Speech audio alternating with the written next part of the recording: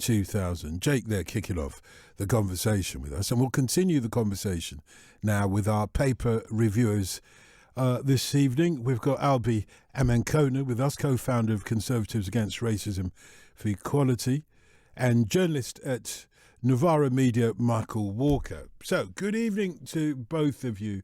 Albie, first of all, good evening.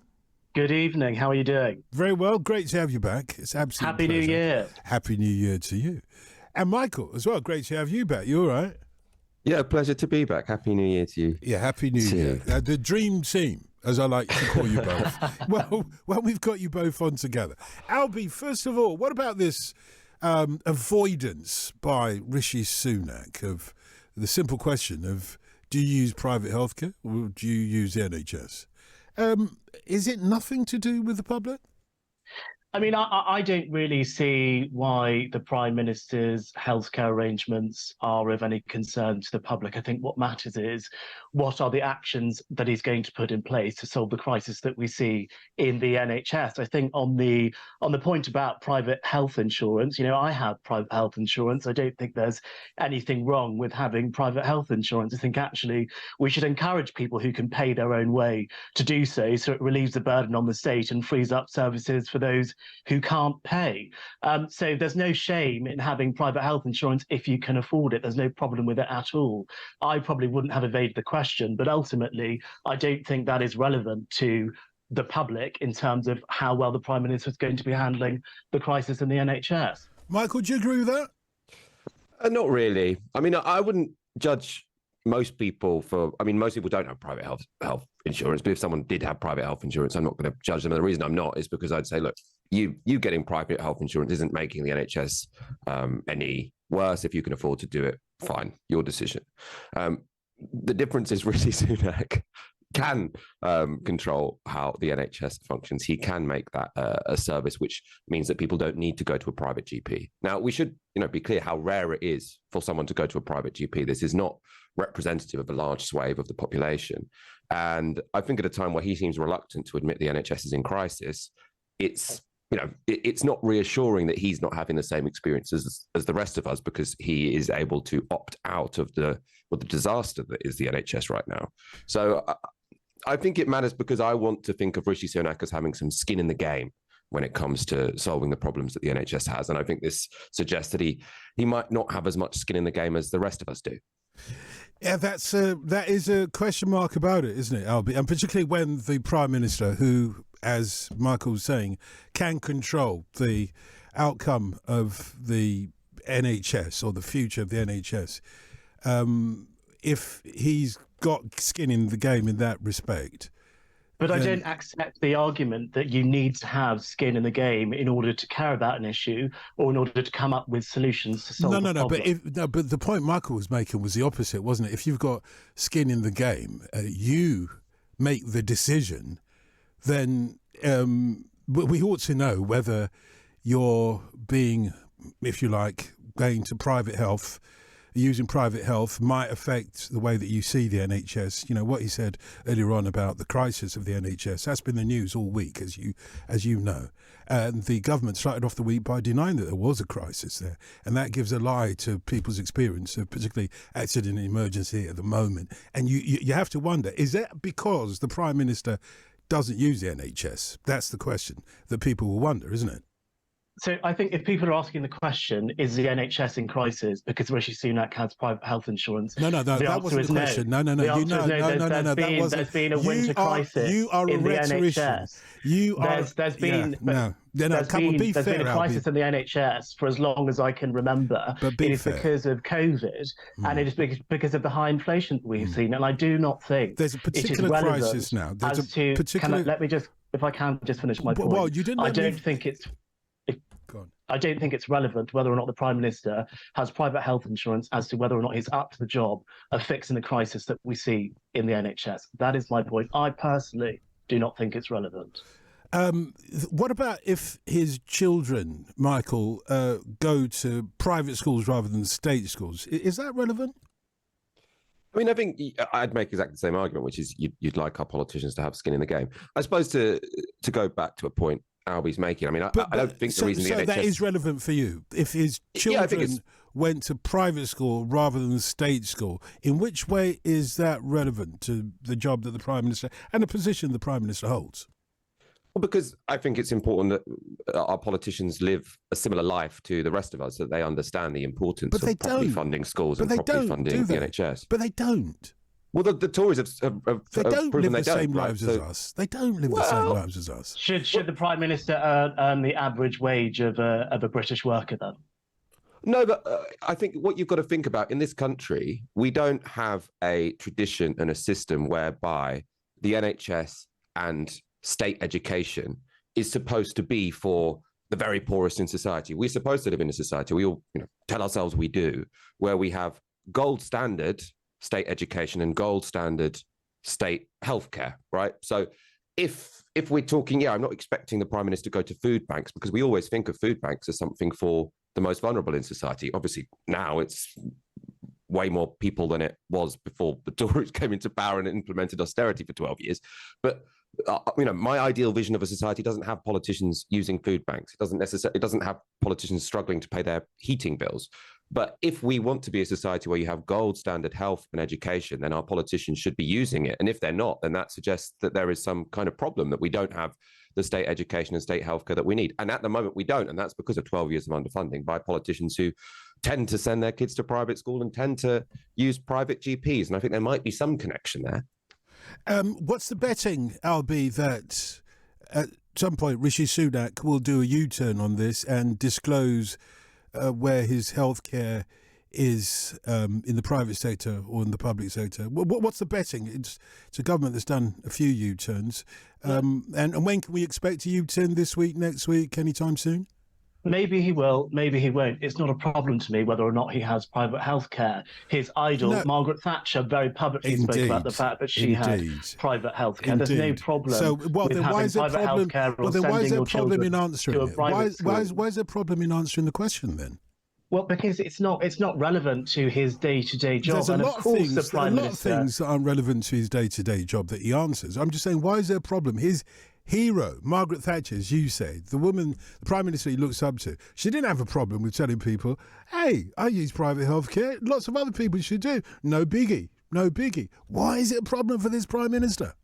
But it shouldn't be a problem. But why are we focusing so much on whether or not Rishi Sunak sends his children to a private school or has private health insurance, rather than actually focusing on reform to the NHS and reform to education? That's what I care about. That's what the British public care about. I don't care how the Prime Minister chooses to spend his own money on himself and on his family. Yeah, nobody's focusing on his children. I threw that as part of the argument for Michael and saying, well, let's make a comparison between the healthcare and the education. But fair enough, if you want to bring that into the mix as well. Nobody cares how the Prime Minister chooses his money. As long as he pays tax, remember, then we care. And as long as we seem to, or we believe that he's not exploiting any tax loopholes, then, we care about those as well, because he makes the law when it comes to tax, doesn't it? Ultimately, it's his government. Yeah, it's his government that ultimately makes. That's why it's such. Just to very quickly come back on the point about him having skin on the game. Of course, he has skin on the game. He's an elected politician. He wants to win general elections. So well, then why can't he answer the question? Has skin in the game because he wants to win. So it doesn't matter whether or not he uses the NHS or not. He needs to fix the NHS in order to win the next general election. 100%. But it does matter, doesn't it? Because you've just said he's got skin in the game. Then it does matter, doesn't it, whether he uses the NHS. When you've got skin in the game, you're happy to declare your interest, declare an interest. As Dennis Skinner used to say all the time to every politician, declare an interest, declare an interest. It is an interest, isn't it? If you use public health care or if you use private health care. If you've got skin in the game, it is an interest. But he does have skin in the game because he wants to win the next general election. And one of the things that's going to help him win the next general election is to fix the problems with the NHS. And as I mentioned before, I think it's interesting that we've spent so much time focusing on whether or not he uses private health insurance rather than talking about the reforms which are necessary. Because he's not answering a simple question. To help the NHS because through the he's not answering. How much time did he waste on that interview with Laura Kuenssberg saying, no, I'm not answering that? How much time have we wasted discussing this instead of reforming the NHS? I don't think we've wasted any time at all. We're trying to figure out whether it's important for the Prime Minister to know whether the Prime Minister uses private healthcare or public healthcare. That's not a waste of time. That's an important conversation. In a week, Albie, that the NHS has been on the front page every single day of the week. It's a huge topic. How can we be wasting time? How? But isn't it a bigger topic as to how we get the NHS off the front pages and actually fix the problems that we see in the NHS and have a discussion about that, rather than whether or not the Prime Minister uses private health insurance? But a lot of people see it as the government being the sticking or the block in trying to solve the NHS. They look at the government and say, you're the ones that standing in the way of industrial solution with the nurses and doctors and all the ambulance workers and so on. You're the ones who aren't funding the NHS sufficiently. They look at the government as being the stumbling block in all of this. So anyway, let's leave that for a second because we can open it up wider. Michael, even your Keir Starmer, is it your Keir Starmer? Are you happy to take that?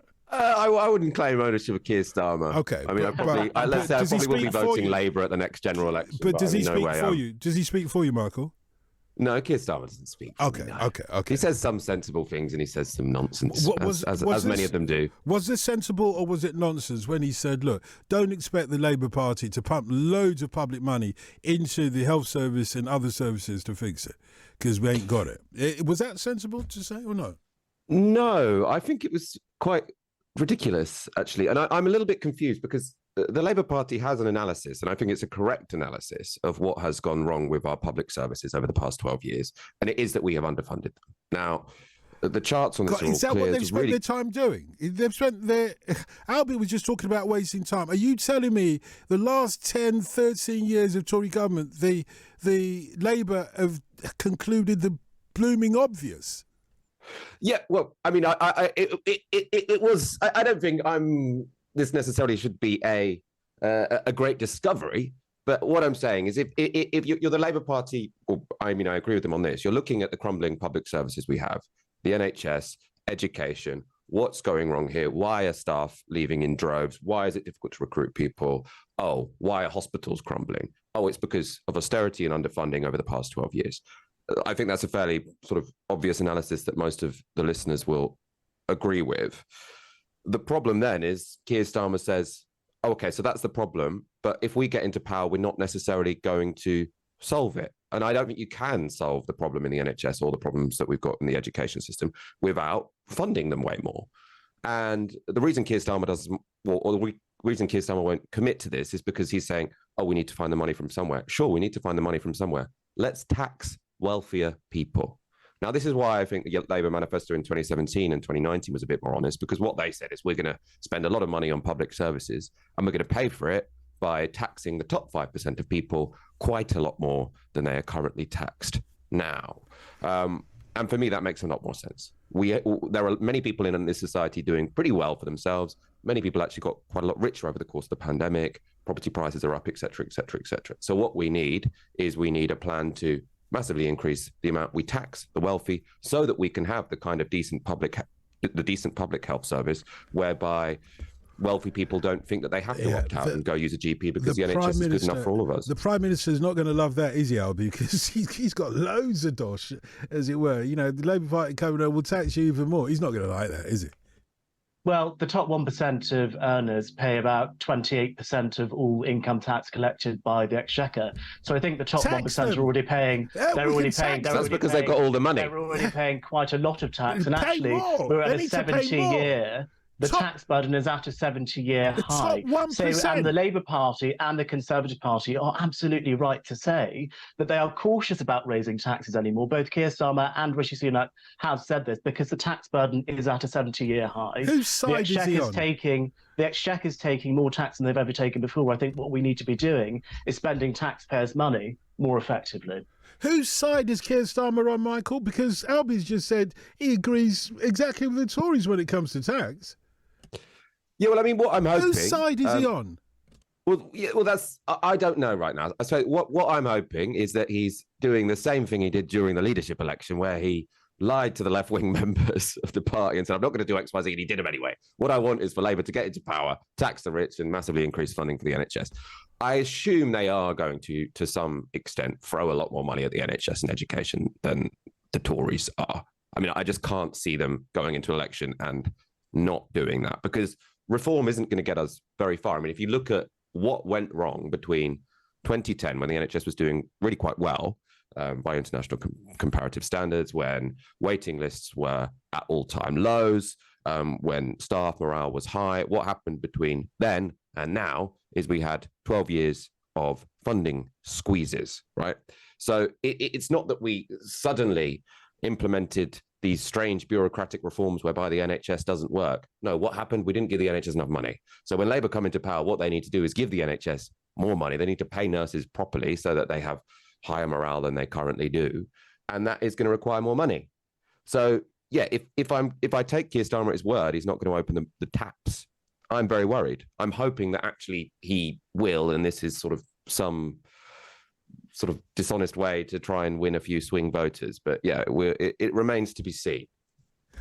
Now, we've had a lot of prime ministers over the last year, but even over the course of the last 12 or 13 years. I'm sure both of you politically minded commentators will remember who was in power in 2012. Yeah? Yeah. Yes, of course. Okay, I'm just checking. I also remember. This is going to be a quiz. Well, no, it's not that. Do I win? No, you lose on this occasion. Anyway, the reason why I'm lost on that occasion, to be honest. Of course, the government has broken its pledge to get the UK fitter after the 2012 Olympics, according to a report. It's a cross-party committee report, which also accuses Sport England of not knowing the destination of millions of pounds in grants. But okay, I'm not qualified to talk about the destination of millions of pounds in grant, but I am qualified to ask whether you're fitter now, as I've been asking our listeners, actually, if you're fitter now than you were, say, 10, 11 years ago. Michael, do you want to go first? I am fitter than I was 10 years ago. Go to the gym more often now. It probably wasn't because I was so inspired by the 2012 London Olympics that I decided to get a gym membership. I'm not sure if there's any causal relation, but no, I probably am. But you see, the causal relations are not necessarily straightforward. You know, they're not necessarily linear. You know, they can come from all sorts of directions. So you never know. But the thing is, perhaps it's that other people got inspired by the Olympics and they got fitter, and then I wanted to fit in with them. Exactly. You know, we could construct a causal mechanism here, I'm sure. You've done this before, haven't you? Albie, what about you? Fitter now than you were 12 years ago or not? Yes, I think I probably am fitter now than I was 12 years ago, but it's difficult to say because I was like kind of in my mid-teens 12 years ago, so I'm quite different in a lot of ways. It's like bigger, stronger, etc. So we're not really comparing like with like, but I do think I probably am fitter now than I was when I was a teenager. Yeah, you can never compare like with like in these kind of things, especially when you do a survey of the whole country. But both of you are testaments to arguably what the government could point out and say, no, that doesn't apply to everybody. Look at Albie, look at Michael. They are fit. And look at Dotun. No, actually, mine's the other way round. I was fitter in 2000. Well, 2 out of 3 ain't bad for the government. But the point I'm making, this is a really interesting survey because we were talking about the NHS and all the issues of the NHS. One of the grave issues of the NHS, as you will both know, is the continual use of the NHS by people who just aren't as healthy as they should be, whether it's because they're smoking or they're not doing enough exercise, or they're people of a certain age who might not be taking care of themselves as well as they could be taking care of them. Where has that message been lost? Where is that message of 2012, the message of health and fitness and community and everything else that we had, it's been lost by the wayside, hasn't it, Albie? I think the figures actually are that activity or sport uptake has increased by 1.5% or something since 2012, which is a lot less than what the government wanted to see. But it is still a small increase. So there is some calls for positivity. But in terms of the broader messaging around Britain getting healthier, I think it's an absolutely core public health message that should be getting out more strongly. But I think one of the issues lies when you try and centralise these messages rather than trying to sort of kind of devolve them through schools and through sports clubs and through employees and so on and so forth. And quite often, when you have these messages coming directly from central government, they can get lost, and the government can end up spending, millions or billions of pounds on a campaign and then not be sure where all the money's gone, which is exactly what's happened in this instance. Michael, there's an elephant in the room as we try and talk about health and the NHS. In terms of Sunday papers, there's a huge elephant in the room that we haven't discussed. And, well, it's either whether you want to call it Harold or you want to call it Wee Willie. Do you know what I mean? Yeah, I think I'm struggling to work out what's the connection to this and health, though. Prince Harry and... No. We're on a separate topic now. Well, yeah, absolutely separate topic. Well, that's joining the army is one way to get fit. Probably Harry's a bit fitter than he was. Before that. Good week, bad week for him, Prince Harry. Harry? Yeah, good week, bad week. Good week in the sense that I think his book's going to make a lot of sales. I have to say, this is one argument where I don't have much skin in the game, in the eternal flame war between Prince Harry and Prince William. Although I have to admit, it is fairly entertaining. I mean, some of the admissions were, interesting. His brother ripped off his necklace. Was that it? His brother ripped off his necklace. Lots of arguments, etc., etc. I thought the claim about killing the 25 people in Afghanistan was interesting. I often worry there where you say he killed 25 Taliban, because did he really know them? Did he? Who were they? Did he kill 25 men who were of the age where they may or may not have been part of the Taliban? I often feel a bit suspicious when you're from a helicopter really far away and you're suddenly really confident the identity of the people you've killed. But there we are. I suppose at least he's being honest. I don't think there's any point in sort of dressing these things up and pretending that war isn't as deadly as it actually is. But yeah, I'm not going to come out with a particularly definitive take on the Prince Harry diaries, unfortunately, although I probably will be watching the interview. Yeah, Albie, good week or bad week? What do you make of the week that Prince Harry's had?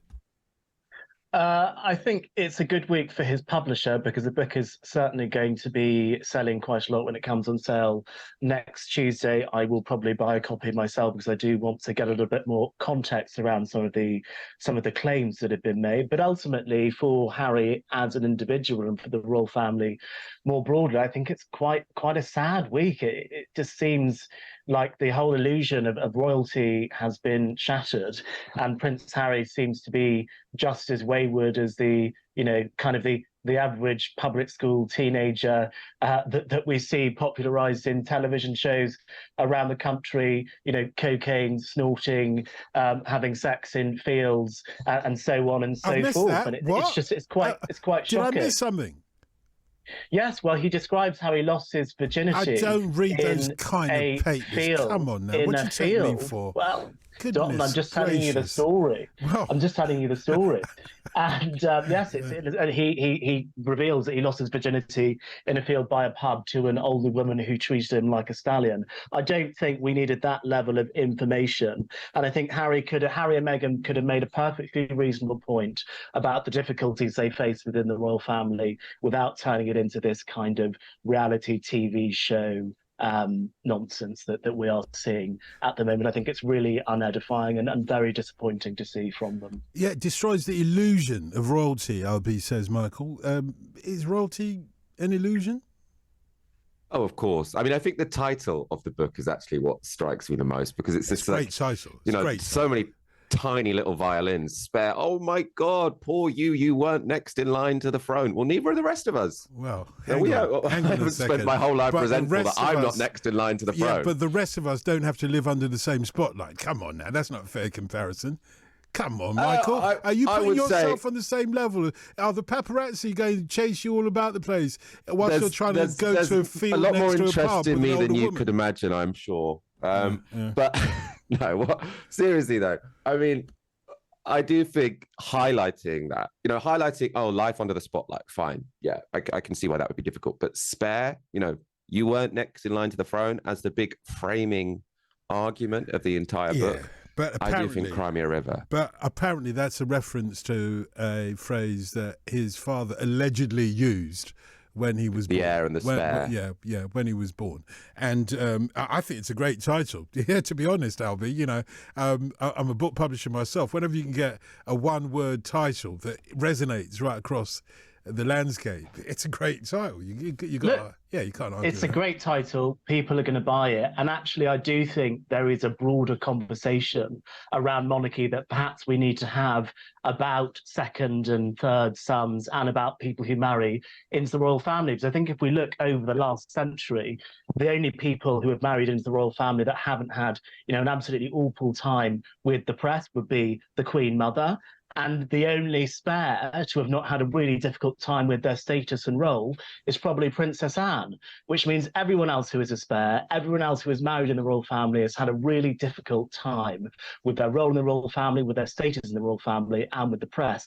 And perhaps we need to have a broader conversation about that so the same thing doesn't happen to Charlotte, Louis, and their spouses. Is the broader conversation, though, that we should be having here, and I generally mean this, is the broader conversation that we should be having, as well as all the issues around race that this stuff has brought up. But I'm not talking specifically about that.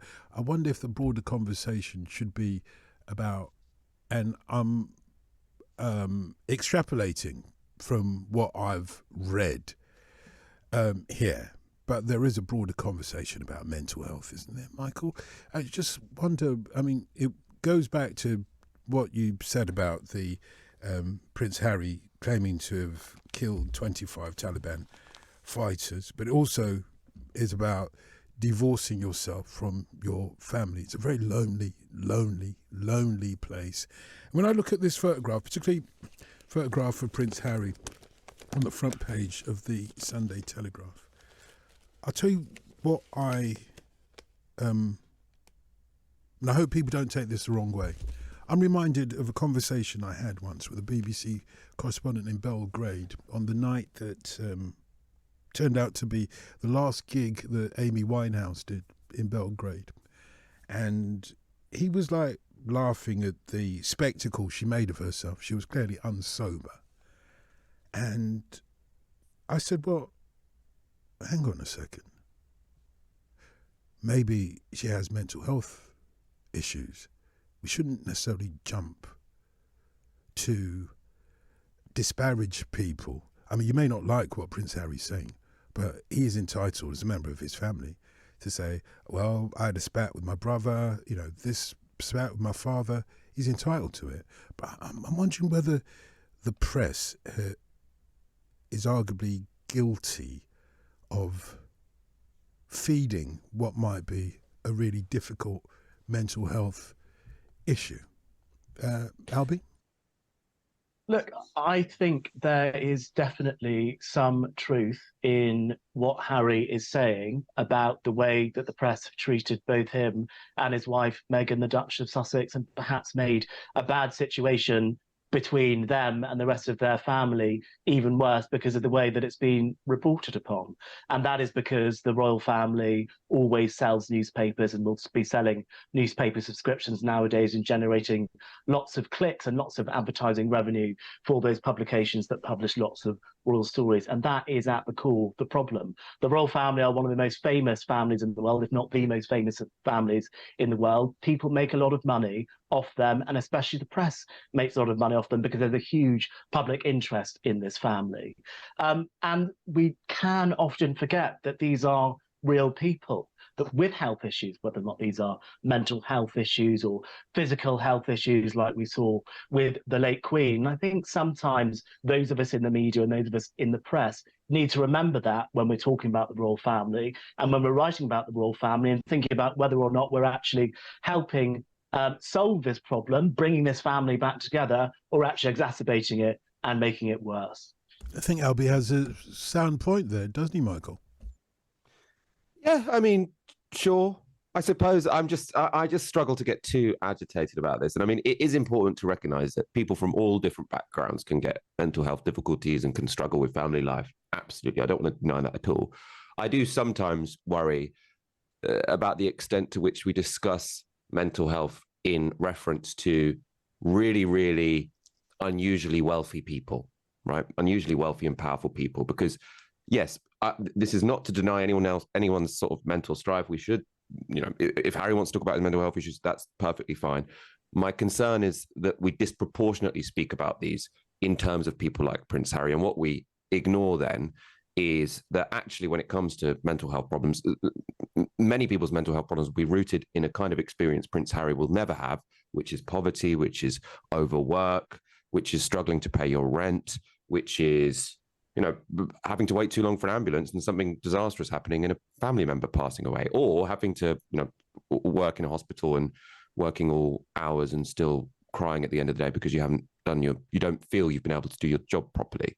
So yeah, this is not to deny his problems, but I do think that if we only have a conversation about mental health in the context of these royals, we're going to miss something pretty important about what it is that makes us happy or sad in society. There's another story that, and please take this seriously, but I don't know if you, either of you, are aware that this weekend was No Trousers Tube Ride weekend. I have to say, I kept mine on. I hope that wasn't a faux pas. Yes, I was not aware of that, and I have been wearing trousers most of the weekend, apart from when I've been asleep. But as long as you didn't go on the tube wearing trousers, that's okay. You can wear trousers everywhere else, but not on the tube. No Trousers Tube Ride. But why would they decide to do that in the middle of the winter? Wouldn't it be better to have this day in the middle of the summer? It is absolutely bonkers. It happened not just in the middle of the winter, arguably on the most inclement day of the entire winter, 3 p.m. Earlier this evening or this afternoon.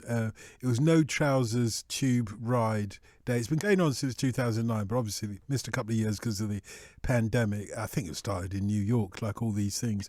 But what I wondered, what I was asking listeners today was to tell me what the most bizarre thing that is broadcastable, what is the most bizarre broadcastable thing that you have seen on the London Underground? And you can take it back to the Victorian era if you were around.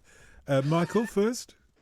I feel like you've really put me on the spot here. What is the most bizarre? My bizarre train things are always just whatever's on TikTok or my Twitter. I'm not sure if I've experienced many a bizarre or memorably bizarre moment. I'm going to give you a moment. I'm going to give you a moment to think about it. Let me pass. Let me. I'm going to come back to you in a moment. Albie, do you need a moment as well to think about it?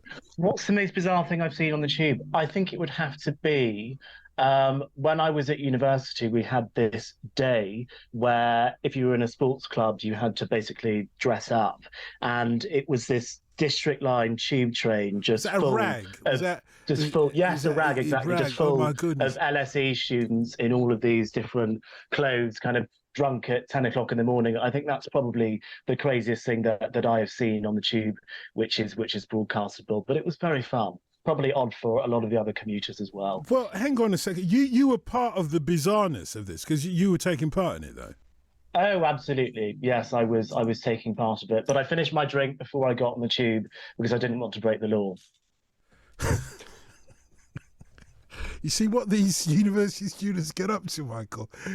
Come on, why didn't I go to that university? Did I have to? You've missed out. Well, it's never too late to partake in bizarre activities on the tube. But there's still hope. But I didn't miss out, because whilst he was doing that, I was learning the varsity students' rag, of which I quote, "I'm afraid the fellows in Putney rather wish they had the social ease and warmers of a varsity undergrad. For though they're awfully decent and up to a lark as a rule, you want to have the varsity touch after a public school. So we had a rag at the Monaco's, we had a rag at the Troc, and the one we had at the Berkeley gave the customers quite a shock.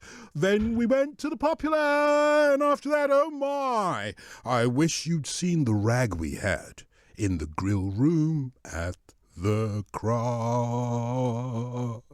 You should have been a singer. Yeah, you could have done. Well, or at least a busker. Yeah. A busker on the London Underground, I think you get away with. I'll take that, actually. I'll tell my missus that when I get home. I could have been a busker, you see. I could, Charlie, you're my brother. You're supposed to help me. I could have been a busker. I could have been, well, for those of you who remember Marlon Brando on The Waterfront, it would have been, I could have been a contender, Charlie.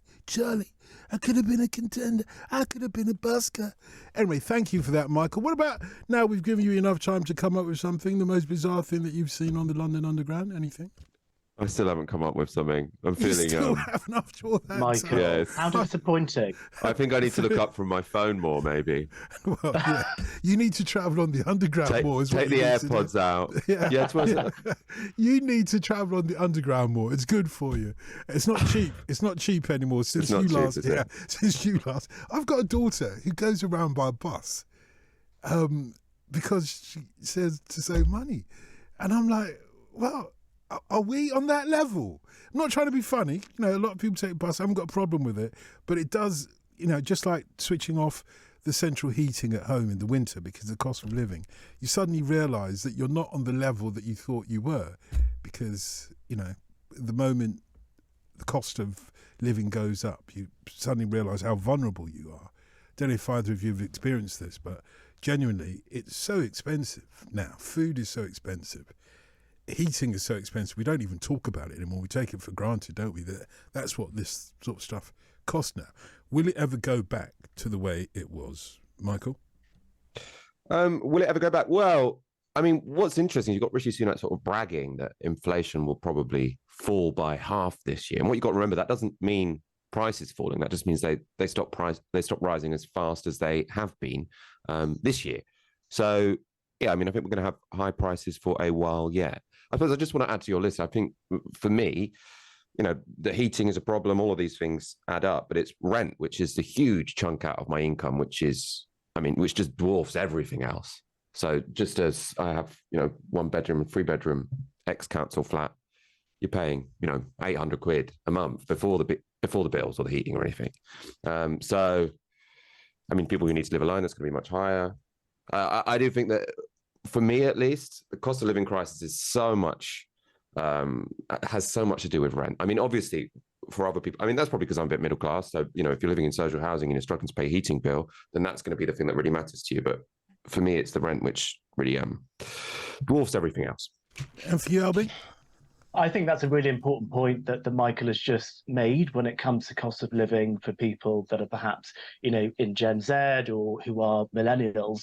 You know, people have been paying more than half of their income on rent for the last 10 years. We've never had a discussion around the cost of living for younger people, and then add your student loan onto that, you can be paying, you know, essentially a marginal tax rate, 70% of your income's gone before you've even got anything to spend on for yourself out of your own choice. But in terms of the cost of living crisis more broadly, it is affecting most demographics. You know, people who are upper middle class, and working class as well are affected in different ways by the cost of living crisis. So I'm not surprised to hear that your daughter is travelling by bus in order to save money. It is impacting everyone. And that is why it is important that the government works very hard to get inflation down as quickly as possible back to the 2% target that the Bank of England has, and that will ease things. That will somewhat solve the problem with pay that we're seeing in the public sector as well. So really, the goal of government has got to be to reduce inflation as quickly as possible. And what should the goal of Rishi Sunak be this year, given he's, 2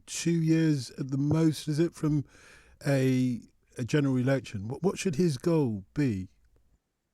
Well, it could be 18 months for the next general election if we're thinking it might be next May. But he's given his 5 goals that he wants for government about reducing NHS waiting lists, bringing inflation down, stopping the boats, growing the economy. And I think the 5th one eludes me. But for me, it wasn't that exciting. And I don't think it really solves some of the core problems that we have with the economy, which are holding people back, which is actually all of the shortages that we have, not least in housing, which is the biggest cost of living factor for most people in the country. So we need to be increasing the supply of goods, of energy, of housing, of people, so we can actually bring down the cost of living in this country permanently and get the economy growing again. Yeah, of course, with the Prime Minister's, was it 5 or 7? I can't remember. Was it 5? It was 5. 5, it was okay. 5. Pledges or resolutions for the year.